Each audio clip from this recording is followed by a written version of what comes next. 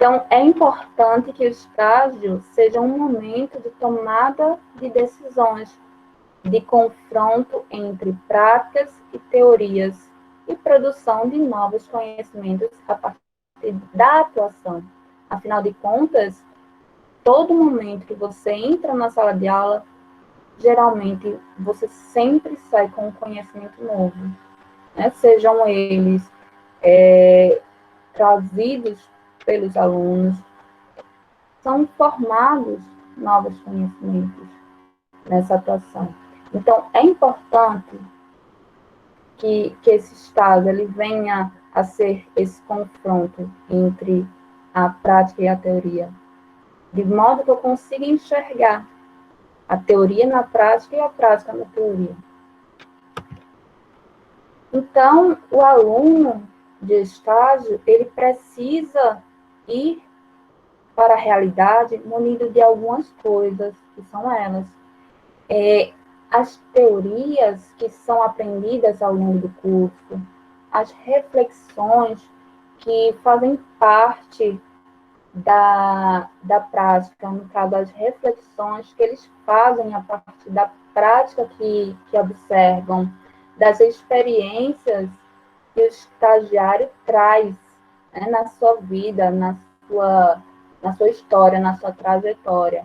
As concepções que carrega sobre o que é ensinar, o que é aprender, além também das habilidades que o estagiário consegue desenvolver ao longo do curso da licenciatura que escolheu, seja ela qual for, no nosso caso, matemática. Então, eu preciso ir para a sala de aula munido de tudo isso. Eu não posso ir apenas com a prática, com o achismo. Eu tenho que trazer tudo na minha bagagem.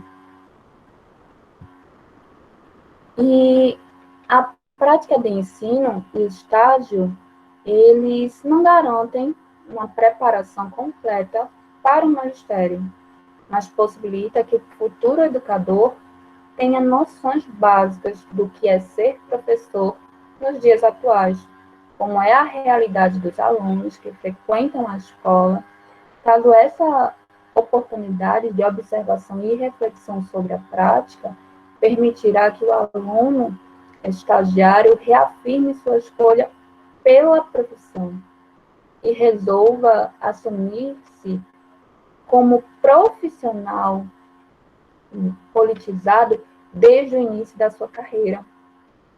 Eu não posso dizer que a prática de ensino, o estágio, eles vão garantir uma preparação completa. Eles iniciam essa preparação. Afinal de contas, como eu já falei, existe a formação continuada para isso. Eu tenho 11 anos de docência.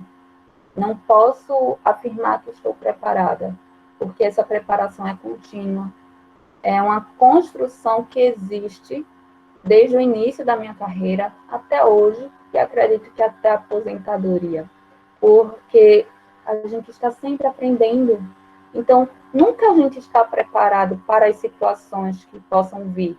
Às vezes, a gente possa estar preparado para algumas, mas para outras não. Então, existe esse processo de construção. Então, para que o estágio ele surta efeito, é necessário que as atividades sejam programadas de modo que as mesmas não se distanciem da realidade. É preciso que haja intencionalidade e reflexão sobre as atividades desenvolvidas. Então, eu preciso, de fato, fazer uma pesquisa. Olha aí a pesquisa entrando. Eu preciso, de fato, pesquisar a comunidade, pesquisar os alunos que eu vou dar aula, que eu vou ali estar no estágio. Então, eu preciso saber o que esses alunos precisam. E eu preciso que essas atividades, elas tenham uma intencionalidade de fato. O que eu quero atingir com aquela atividade. Eu posso até fazer uma ligação com avaliação, porque às vezes eu faço uma avaliação por fazer, mas o que eu quero avaliar com aquilo, né? O que exatamente aquela questão que está ali na minha avaliação, ela quer avaliar. Ou melhor, eu quero avaliar com aquela questão. Então, eu tenho que ter intencionalidade, sejam para as atividades, para as avaliações, para que, de fato, haja a aprendizagem do aluno. Essas atividades, elas devem ter essa intencionalidade. Bom, e quando eu falei que nem sempre não.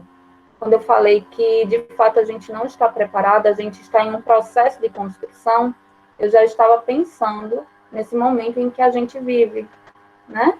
Porque, por mais preparada que que os professores tenham saído das universidades, por mais preparados que eles tenham saído, nós não fomos preparados para o momento em que estamos vivendo, porque ninguém imaginava o momento em que estaríamos vivendo.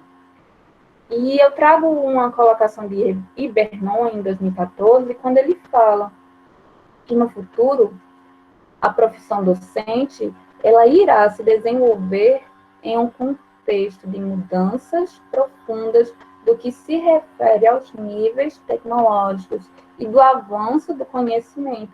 E será importante que esse profissional aprenda também a compreender as transformações, estar disposto a adequar-se às realidades, às necessidades dos alunos e dos contextos nos quais atuará.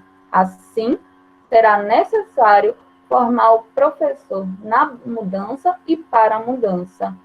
Então, com certeza, a gente, enquanto professor, nós fomos formados para a mudança. Nós fomos formados na mudança, mas nós não tínhamos essa perspectiva de como seria essa mudança, de como seria essa nova realidade. Então, nós temos que estar preparados.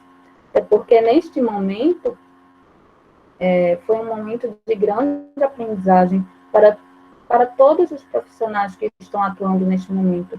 E para vocês que estão estagiando, especialmente, porque vocês vão conseguir estar neste contexto e levar isso para a vida inteira. É interessante que, neste momento, por mais complexo que tenha sido para todos nós, foi um momento de aprendizado. Afinal de contas, as tecnologias digitais que nós já deveríamos utilizar há muito tempo, e muitos utilizavam, foram tidas agora como essenciais para o desenvolvimento desse processo do ensinar, né? E quando o Ibernon trata aqui sobre as necessidades dos alunos, dos contextos, neste momento, existem alunos que eles têm internet para a atividade, existem alunos que não têm internet, então o professor ele já tem que se adequar a tais necessidades. Se determinados alunos conseguem resolver, conseguem realizar esta atividade de determinada forma, então eu irei continuar de determinada forma com essa atividade. No entanto, existem outros que eu preciso utilizar outras estratégias para, de fato, conseguir ensinar, conseguir que eles aprendam.